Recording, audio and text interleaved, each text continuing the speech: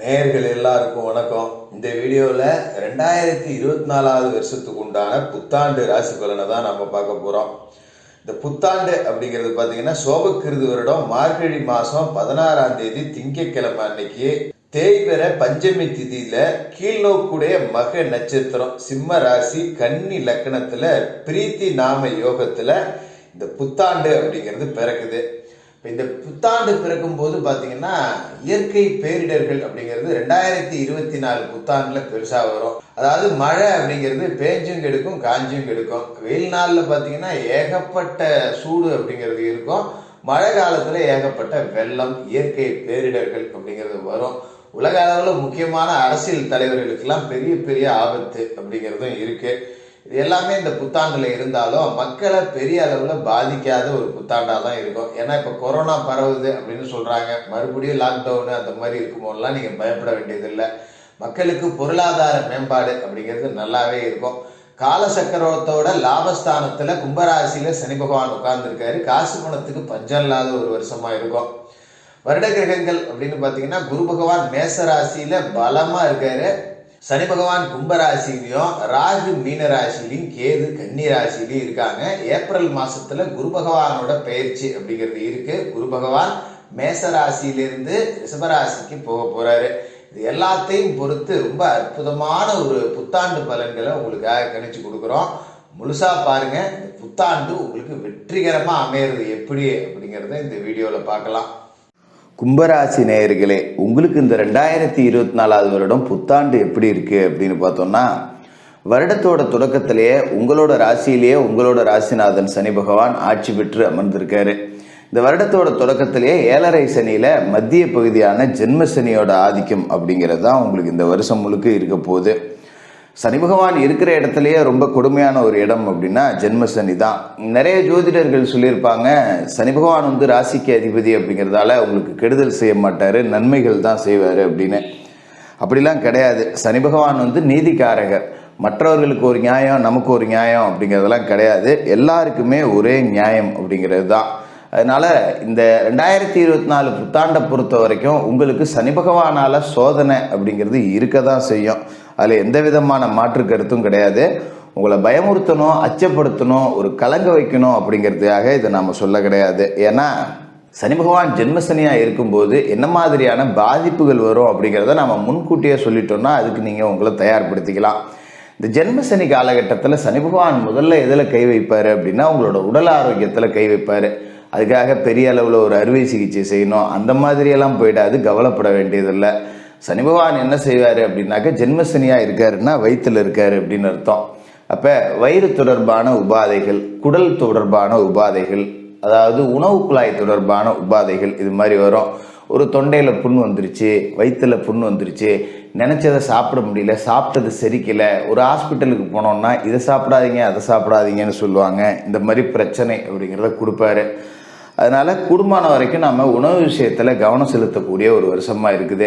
அதனால் எண்ணெய், காரம், கொழுப்பு, மசாலா, மாமிச உணவுகள் இதையெல்லாம் கொஞ்சம் அளவோடு வச்சுக்கிறது நல்லது. கூடுமான வரைக்கும் வெளியிட உணவுகள், ஹோட்டல் உணவுகளை தவிர்த்துருங்க.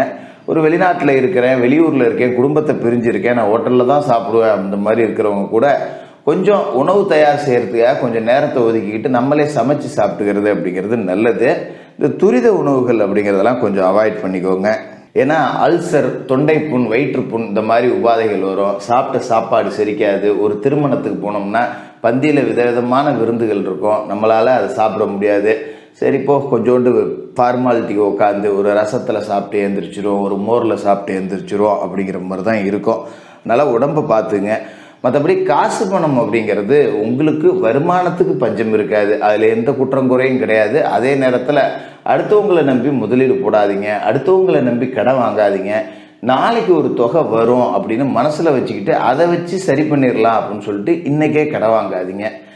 சிக்கனமாக செலவு பண்ணிட்டோம் அப்படின்னா அதுக்கு உண்டான வருமானம் கிடைக்கும். இல்லை நான் அப்படி தான் ஆடம்பரமாக செலவு பண்ணுவேன் அப்படின்னா இந்த காலகட்டத்தில் கடன் கொஞ்சம் அதிகமாகும். அதனால் கூடுமான வரைக்கும் பையில் 10 ரூபா இருக்கா, ஒரு 8 ரூபா செலவு பண்ணி 2 ரூபா மிச்சம் வச்சுருக்க பாருங்கள். அந்த 2 ரூபாய்க்கும் செலவு வந்ததுன்னா திரும்ப செலவு பண்ணிடுங்க, தப்பு கிடையாது. வரவுக்கு தக்கன செலவு அப்படிங்கிறத பண்ணிக்கிட்டால் பாதிப்பு அப்படிங்கிறது குறையும். சரி, இப்போ வருமானம் உங்களுக்கு வருமா அப்படின்னு பார்த்தீங்கன்னா நிச்சயமாக வரும். அதில் எந்த மாற்றமும் கிடையாது. ஏன்னா உங்களோட ராசிக்கு தனஸ்தானத்தில் ராகு பகவான் இருக்கார். அதை நீங்கள் மறந்துட வேண்டியதில்லை. ராசிக்கு 2வது வீட்டில் ராகு இருந்துக்கிட்டு காசு பணம் அப்படிங்கிறத கொடுத்துக்கிட்டு தான் இருப்பார். ஆனால் ராகு ஒரு விஷப்பாம்பு, ஒரு குருட்டுத்தனமான வருமானம், குறுக்கு வழியில் வருமானம், இதையெல்லாம் ராகு கொடுப்பாரு. அந்த மாதிரியான விஷயங்களில் கொஞ்சம் கவனமாக இருக்கணும். 2ல் ராகு இருந்தார் அப்படின்னா சட்டத்துக்கு புறம்பான வகையில் பணம் வரக்கூடிய வாய்ப்பு, இல்லைனா கீழே கிடந்து பணம் கிடைக்கிறது, லாட்ரியில் பணம் விழுவுறது, இந்த மாதிரிலாம் கிடைக்கும். இந்த லாட்ரியில் பணம் விழுவுறதெல்லாம் சகஜம், எடுத்துக்கலாம், தப்பு கிடையாது. அது ஒரு ராகு கொடுக்கக்கூடிய அதிர்ஷ்டம்.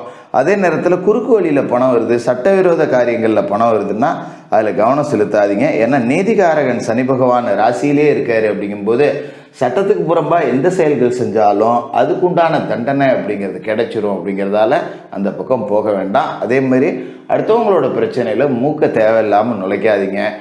அடுத்தவங்க வீட்டில், பக்கத்து வீட்டில் சண்டை நடந்தால் கூட வேடிக்கை பார்க்குறேன், இல்லை விலைக்கு விட்றேன்னு போனால் தேவையில்லாத காரணம் நம்ம மேலேயே பழி விழுந்துடும். அதையும் பார்த்துக்கணும். அதுமாரி உறவுகள் சார்ந்த விஷயங்களில் ஏதாவது உதவி செய்யணும் அப்படின்னா போகாதீங்க, தப்பு கிடையாது. என்ன ஜோசியரை உதவிலாம் செய்யாதீங்க அப்படிங்கிறீங்க. ஆமாம், நம்ம உதவி செய்ய போய் நமக்கு கெட்ட பேர் ஏற்படும் இந்த காலகட்டத்தில். இப்போ உறவுகள் வகையில் ஒரு வரன் பார்க்க சொல்கிறாங்க, ஒரு பொண்ணுக்கு மாப்பிள்ளை தேட சொல்கிறாங்க, மாப்பிள்ளைக்கு பொண்ணு தேட சொல்கிறாங்க அப்படின்னா நம்ம பார்த்து முடிச்சு வச்சோம் அப்படின்னா அதில் ஏதாவது ஒரு பிரச்சனைனா பழி நம்ம மேலே தான் விழுவோம். அதனால் குடும்பமான வரைக்கும் திருமணம் உள்ளிட்ட சுபகாரிய நிகழ்ச்சிகளில் போனோமா, வந்தோமா, சாப்பிட்டோமா, மொய் வச்சோமா, அதோட உங்களோட வேலைகளை நிறுத்திக்கோங்க. சரி, குரு பகவான் உங்களோட ராசிக்கு 3வது வீடான தைரிய வீரிய ஸ்தானத்தில் இருக்கார். ஏப்ரல் மாதம் வரைக்கும் இந்த ஜென்மசனியோட ஆதிக்கம் அப்படிங்கிறத குரு பகவான் கொஞ்சம் குறைச்சிடுவார். அதனால் ஏப்ரல் வரைக்கும் காசு பண புழக்கம் ராகுவாலேயும் இருக்கும், குருவாலேயும் இருக்கும். தைரியமாக சில முடிவுகளை எடுப்பீங்க. ஆனால் ஏப்ரலுக்கு பிறகு குரு பகவான் உங்களோட ராசிக்கு அர்த்தாஷ்டம குருவா 4வது வீடான ரிஷபராசிக்கு போயிடுறாரு. ரிஷபராசி குரு பகவானுக்கு பகை வீடு. குரு பகவான் உங்களோட ராசிநாதன் சனி பகவானுக்கும் பகை கிரகம். அப்படிங்கிறதால அர்த்தாஷ்டம குருவாக இருக்கும்போது நமக்கு சில சட்ட பிரச்சனைகள் அப்படிங்கிறத கொடுப்பாரு. தேவையில்லாத வம்பு வழக்கெல்லாம் நம்மளை தேடிட்டு வரக்கூடிய வாய்ப்பு இருக்குது. அதனால் பெரும்பாலும் சர்ச்சைகளுக்குள்ளே எதுலையுமே சிக்காதீங்க. ஒரு அரசியல் கட்சியில் இருக்குன்னா சமூக வலைதளத்தில் எழுதும்போது கவனமாக இருங்க. தேவையற்ற கருத்துக்களை பரப்பாதீங்க. வதந்தியா என்ன அப்படிங்கிறத 1க்கு 4 தடவை பரிசோதனை பண்ணிக்கிட்டு அதன் பிறகு கருத்துக்களை பதிவு செய்யுங்க. பொது வழியில் பேசும்போது வார்த்தைகளில் நிதானத்தை கடைபிடிங்க. இதெல்லாம் ரொம்ப கவனமாக செய்ய வேண்டிய ஒரு வருடமாக இந்த 2024வது வருடம் இருக்குது. அதே நேரத்தில் இன்னொரு பக்கம் பார்த்தீங்கன்னா உங்களோட ராசிக்கு கேது பகவான் ஞானகாரகன் அஷ்டமஸ்தானத்துக்குள்ளே போய் மாட்டிக்கிட்டாரு. அவராலையும் பெருசாக உங்களுக்கு எந்த விதமான நன்மைகள் அப்படின்றத செய்ய முடியாது. அதனால் இந்த 2024 புத்தாண்டை பொறுத்த வரைக்கும் காசு பண புழக்கம் அப்படிங்கிறது உங்களுக்கு இருக்கும். இந்த ராகுவோட ஸ்தானத்தால் ஜாக்பாட் யோகம் கூட இருக்குது. சாதாரணமாக இந்த சூதாட்டங்கள், இந்த இப்போல்லாம் நிறையா நடக்குது பார்த்தீங்களா, இந்த லாட்ரி சீட்டு, இந்த மாதிரி இனங்கள்லேருந்தெல்லாம் பணம் வரக்கூடிய வாய்ப்பு இருக்குது. அதை பயன்படுத்திக்கலாம். ஆனால் சட்டத்துக்கு புறம்பான வழியில் தேவையில்லாத எந்த காரியத்திலையும் இறங்கிடாதீங்க. மற்றபடி குடும்ப உறுப்பினர்கள் எல்லாருமே உங்களுக்கு இந்த நேரத்தில் ஆதரவாக இருப்பாங்க. அப்படிங்கிறதால ஓரளவுக்கு என்ன பிரச்சனை வெளியில் நடந்தாலும் வீட்டுக்கு வந்தால் சந்தோஷமாக இருக்கேன் அப்படிங்கிற மாதிரி இருக்கும். கொஞ்சம் நகை நட்டெல்லாம் அடகு வச்சு தேவையில்லாத பிரச்சனையில் சிக்கிறதால நம்ம செலவு பண்ண வேண்டியது ஒன்று இருக்கும். அப்பப்போ சின்ன சின்ன சண்டை சச்சரவுகள் வந்தாலும் கூட பெரிய அளவில் அது உங்களை பாதிக்காது, கவலைப்பட வேண்டாம். மற்றபடி இந்த 2024வது வருடத்தை பொறுத்த வரைக்கும் தினமும் குளித்து முழுவிட்டு விநாயக பெருமானை வணங்கிட்டு உங்களோட வேலைகளை செய்யுங்க. மாசத்துல ஒரு நாள் குலதெய்வ பிரார்த்தனை செய்யுங்க. சனிக்கிழமையில பெருமாள் வழிபாடும் அனுமன் வழிபாடும் செய்யுங்க. சனிக்கிழமையில சனி பகவானுக்கு எல் தீபமோ, வியாழக்கிழமையில குரு பகவானுக்கு நெய் தீபமோ, செவ்வாய்க்கிழமையில ராகுகால நேரத்துல துர்க்கை அம்மனுக்கு எலுமிச்சை தீபமும் ஏற்றி வணங்கிட்டு வாங்க. நல்ல பரிகாரமாக இருக்கும். மற்றபடி ஏழை மாணவர்களோட கல்விக்கும் மாற்றுத்திறனாளிகளோட மருத்துவத்துக்கும் உங்களால் முடிஞ்ச உதவிகளை செஞ்சுட்டு வாங்க. சாலையோரத்தில் வசிக்கக்கூடிய வீடு இல்லாதவர்களுக்கு உங்களால் எப்பெல்லாம் முடியுதோ ஒரு அன்னதானமோ இல்லை ஒரு துணிமணி வாங்கி கொடுக்கறதோ இந்த மாதிரி தானம் செஞ்சுட்டு வாங்க. 2024 உங்களுக்கு சோதனை காலகட்டமாக இருந்தாலும் கூட இந்த பரிகாரங்கள் உங்களுக்கு வரக்கூடிய சோதனைகள் அப்படிங்கிறத குறைச்சி கொடுக்கும். கும்பராசிக்காரர்களுக்கு புத்தாண்டு வாழ்த்துக்கள்.